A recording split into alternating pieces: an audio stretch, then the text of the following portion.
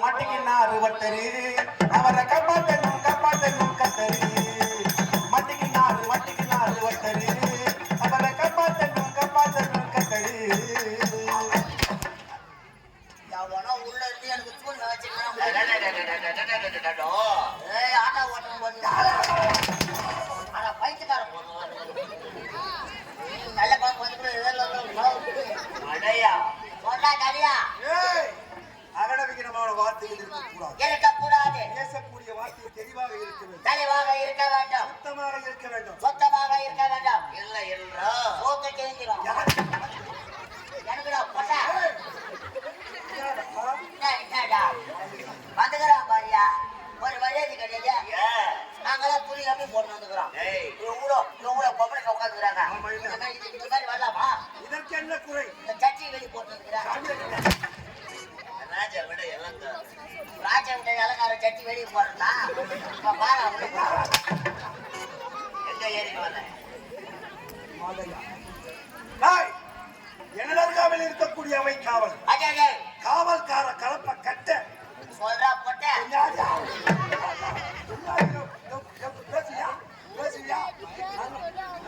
வாய்க்கு கழுத்து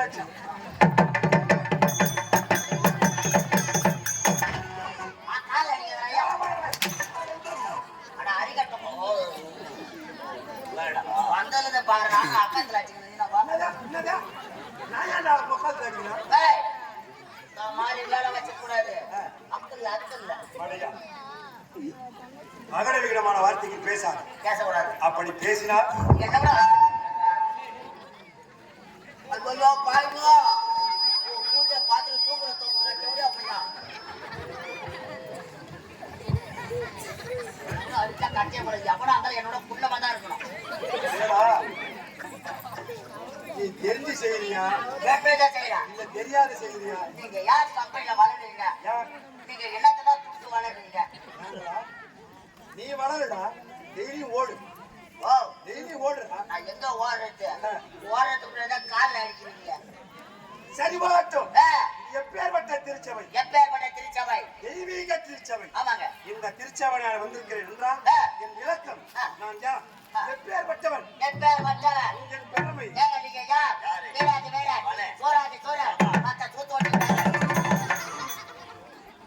அடிச்சாலும் வலிக்குது எது சொன்னாலும் தவறா பேசுறேன் அப்புறம் நான் அடிக்காம உன்னை என்ன பண்ற சொல்லு மாடையா எஜமான் எப்பொழுது வருவார் என்று வழி மீது விழி வைத்து காத்துக்கக்கூடிய கலப்பக்கட்டை எனக்கு முன்பதாக வரக்கூடியவன் ஏனாடா கால தாமதம் பைத்தியக்காரன் நான் என்ன சொல்லிக்கிறேன் ஆமாண்டா நீ கேட்கற கேள்விக்கு பதில் சொல்லணும் சௌகரியம் எதற்காக காலதாமதம் எனக்கு முன்பதாக வரக்கூடியவன் ஏனாடா கால தாமதம் கேட்கிறீங்க உண்மை ஐயா நான் யாரு நீயா காவல்கார கலப்ப கட்ட நீங்க என்னுடைய சாமான் என்னுடைய எஜமான் காவல்கார நான் நிக்கலாம் எஜமான் நீங்க நிக்கலாமா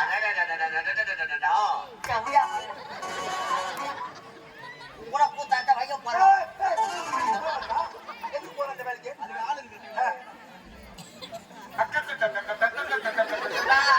சந்தோஷம் நான்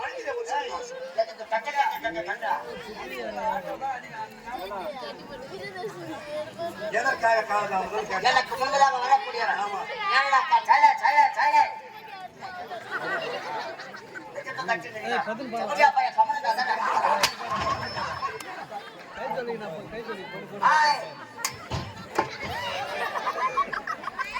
சபை அடக்கு முதல்ல கத்துறீங்க எனக்கு கத்தரா பொட்ட காலி பொட்டா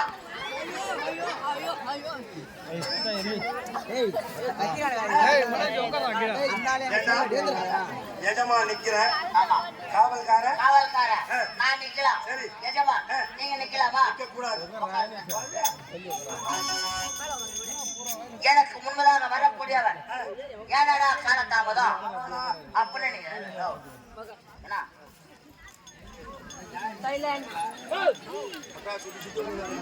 ஹலோ லாலா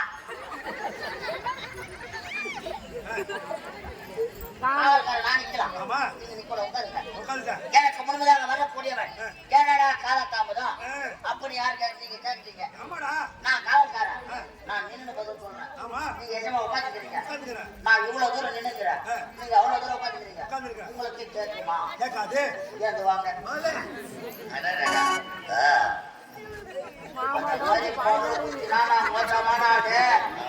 அவனை மூஞ்சில பூரா ஊற்றுவாங்க மாதிரி நானு ஆமா உள்ள வச்சுக்கிறேன் சங்கிலி போறான் எதற்காக காலதாமதம் கேட்டேன் இவ்வளவு கிட்ட இருந்தா எஜமா நிக்கிறீங்க காவல்காரன் நினைக்கலாம் எஜமா உட்கார்ந்துதான் சொல்லிட்டு உட்கார வச்சேன் கேட்காதுன்னு சொல்லிட்டு இங்க வர வச்சேன் எதற்காக காலதாமதம் அப்புறம் உட்காந்துருவேன் நீ உட்காந்துருவேன் அப்புறம் பீத்தூர் சொன்ன பீத்தூர்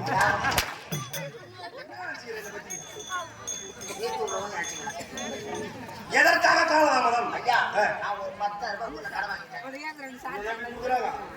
ஒரு நம்பி 21 லட்சம் கொடுக்கும்போது என் நினைப்பி 10,000 கொடுக்க மாட்டாங்க 5,000 ரூபாய் கிடைச்சா புரிஞ்சு அப்பா அந்த பானை ஏன் போற 5,000 ரூபாய்க்கு ஏன் போற இனிமே அந்த பக்கம் போறது கிடையாது அதனாலதான் 10,000 ரூபாய் உன்னை நம்பி கடன் வர கொடுக்குறாங்களா சும்மா உங்ககிட்ட கூட 2,000 3,000 வாங்கிக்கலாம் 10,000 கடன் வாங்கிட்டேன் இந்த கடனார என்ன தோறாம எங்க வீட்டுல வந்து என்ன ரொம்ப அசிங்கப்படுத்துறானா ரொம்ப அசிங்கமா போச்சு வாங்கின கடத்தை கொடுக்கணும் கடையில பாக்குறோம் கேட்கறோம் ரோட்ல பார்த்தா கேட்கறோம் வீட்டுல பார்த்தா கேட்கறோம் எங்க பார்த்தா கேட்டு நான் அசிங்கப்படுத்திட்டாங்க எனக்கு அசிங்கமா போச்சு இந்த கடனை எப்படியாவது குத்தாச்சுன்னு சொல்லிட்டு எப்படியாவது கொடுக்கணும் எங்க வீட்டை சுத்தி பார்த்தா எங்க வீட்டுல மாடு வச்சுக்கோ ஒரு 10 மாடு வச்சிருப்பியா அதோட அதிகம் ஒரு 20 மாடு வச்சிருப்பியா அதோட அதிகம் 50 மாடு அதோட அதிகம் ஒரு 100 மாடு வச்சிருப்பியா அதோட அதிகம் அதை விட அதிகமான எழுதி கூத்தாட வந்தா பால் பண்ண வச்சிருக்கா அதுதான் பாத்திரம் வேண்டாம்ல நான் ஒரு 200 மாடு வச்சிருப்பேன் அதோட அதிகம் எத்தனை மாடு தான் வச்சிருக்கா ஒரே மாடு தான்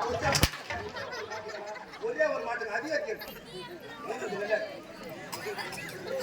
இந்த மாட்டை எப்படியாவது வித்தாச்சுன்னா இந்த கருத்தை கொடுத்தா சொல்லிட்டு ஒவ்வொரு சந்தைக்கா மாட்டை ஓட்டி மாற எங்க போய் மாடு விக்கல என்ன காரணம் அதுக்கு எங்க வீட்டுக்கு எதிரில ஒரு பெரியவர் இருந்தார் இந்த மாட்டை தினந்தோறும் ஓட்டி மாட்டை பார்த்தாருல்ல அந்த பெரியவர் என்ன கூப்பிட்டு தம்பி நீ தினந்தோறுமா மாட்டை ஓட்டி மாட்டை நான் பாக்குறேன் மாடு விக்கலையா கேட்டாரு ஆமா ஏன் மாடு விக்கல என்னன்னு தெரியல அதுக்கு அந்த பெரியவர் என்ன சொல்றாரு தம்பி மாட்டை சும்மா ஓட்டி போவாத யாரும் வாங்க மாட்டாங்க மாட்டை சரியாக்கி ஓட்டி போய் வாங்கிடுவாங்க ஓஹோ பசுவும் கருவோடு கருவோடு இருக்கும் போது வித்தா வித்துரும் அப்படி சொன்னாரு பெரியவர் சொல்லிட்டாரு ஆமாங்க அவரோட அனுபவத்துல ஆமா நான் என்ன பண்ணேன் ஆயிஷி பித்திரிக்கு மாட்டை ஓட்டி போறேன் ஆயிஷி பித்திரிக்கு இல்ல காண்பித்திரி குடும்பம் ஆயிஷி பித்திரிக்கு ஏய் மதத்தவ மனை மருத்துவமனைக்கு மாட்டை கூட்டி போற அங்க இரும்புல அப்படியே பழுப்பு கட்டி வச்சுக்கிறாங்க இந்த என்ன பண்ணாங்க நான் கூட்டுறாங்க மாடு இந்த மாட்டை ஓட்டு மொழியா விட்டாங்க அப்படியே மாடு நின்று அந்த டாக்டர் என்ன பண்ணாரு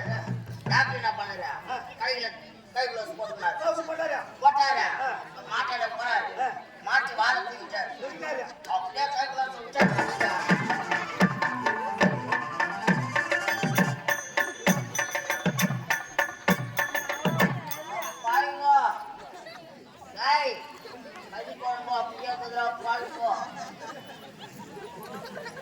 மாட்டை போயிட்டு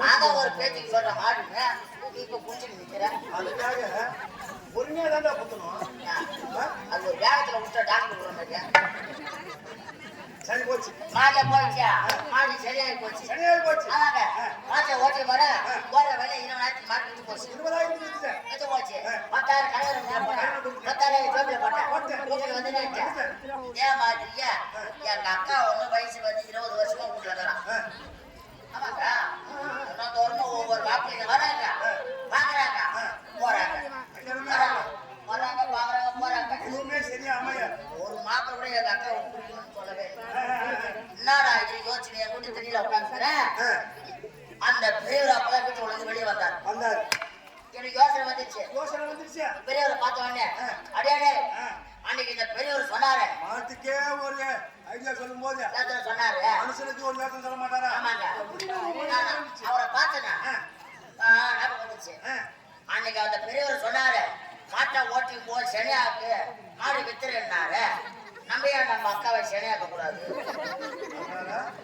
அக்காவை சனியாக்கலாம்.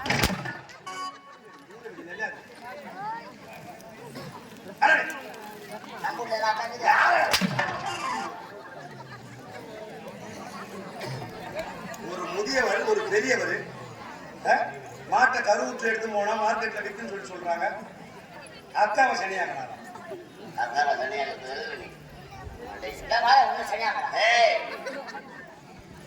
எப்பேற்பட்ட நாடு கேட்டுப்பாரு கேட்டுப்பாரு கிட்ட வராத கிட்ட வந்தா போ அதுக்காக கிட்ட அடிச்சுக்கிறேன். இதுதான் பாதாளபுரி கோட்டை. பாதாளபுரி கோட்டை. பாதாளபுரி கோட்டை ஆளக்கூடிய வீரமண்டலேஸ்வரர். வீரமண்டலேஸ்வரர் தம்பி மாயாசுரர். மாயாசுரர்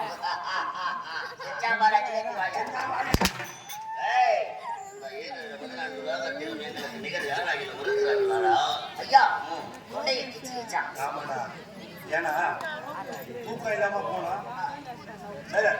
தூக்கம் இல்லாம போச்சுனாக்கா தொண்டையை கூடவே சுற்றிய செவ்வாழ இதுக்கு ஏதாவது ஒரு பதில் சொல்ல. ஐயா சாப்பிடுங்க.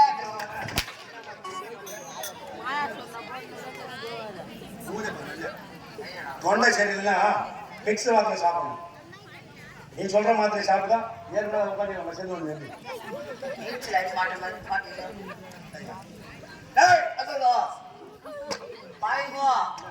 காலை ஈர்த்து வச்சு தயிர் விட்டுக்குதா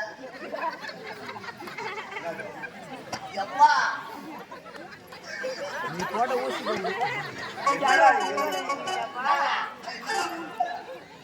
அப்பா அப்பா என்னமோ நினைச்சு நினைச்சு தெரியும்.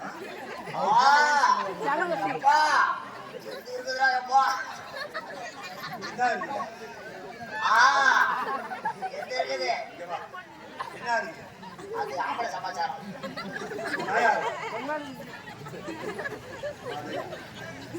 வீரமண்டலேஸ்வரன் தம்பி மாயாசுரன்.